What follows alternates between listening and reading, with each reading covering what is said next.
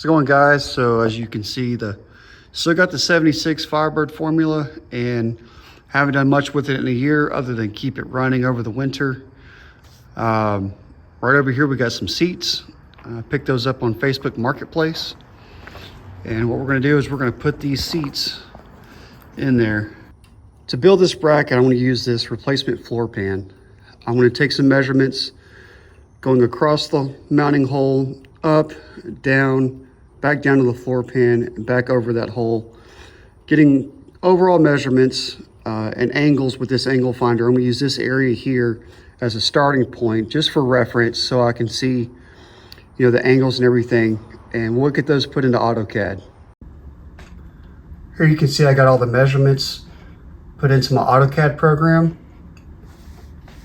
So this is the front of the bracket, front of the car. So this covers the mounting hole. It has a little bit of a rise, and then the run back down to the floor pan and covering the mounting hole of the rear of the seat. Let's take these measurements and angles and cut them out of 1.5" by 1/8" inch flat bar.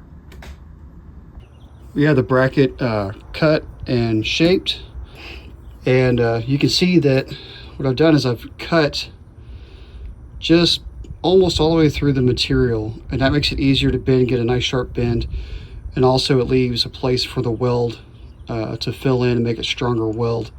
As you can see, it fits on there pretty nice. It touches the floor pretty good and covers up the holes. So again, what we're going to do is measure this, put our angle gauge on it till it hits 0, and then measure from the bottom of the rod to the floor. Same thing over here on the back side. So let's go do that. So you can see we got both pieces in place. This is ready for the crossbars to go across. And I'll show you how I did that real quick. So here's the existing seat, and just by looking at it, this is what I did. It has a center seam here. So it was measured from, since this one sits right on the rail, just like the other seat does, I measured from this hole over to determine my center point. And so that'll be the center of this seat from here to here. So we know the placement of the seat to the floor pan according to those mounting holes. We did the same thing for that seat, and I'll show you what we did in AutoCAD on that as well. I input the measurements that I took from the floor pan, as well as the measurements from the new seat, lined up the center line of the two seats using the measurement I took from the old seat to get the center line from left to right. Then I just used the front to back center lines just to line them up that way, just to get the bottom seat basically in the same area as the original. From there, I moved the circles over and offset 3/4 inch from each one to represent the 1.5" flat bar that I'll be using. This will make sure that all my brackets weld up nicely in an area where they can be bolted to the floor as well as the new seat. Well, when you make a mistake, you gotta admit it.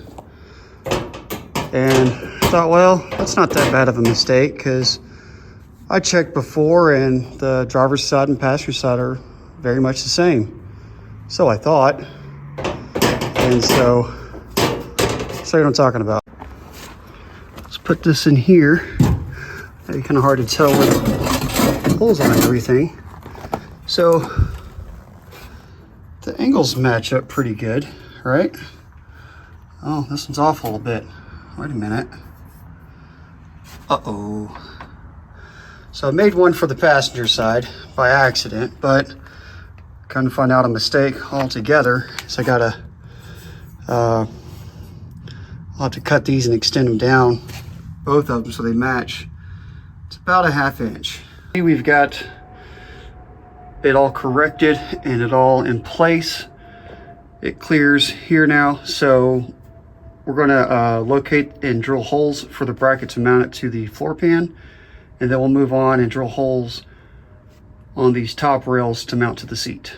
There we go, guys. We got the passenger seat out, and I got the rails bolted to my seat bracket. So we're gonna toss it in the car bolt it up and see what it looks like. Look at that.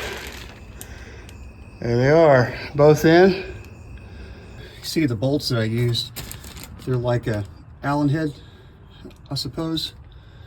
Seats all the way back. Plenty of leg room. Yes, there we have it. There's the new seats, racing seats. And like the way it turned out, they're pretty even, side to side. That was my goal.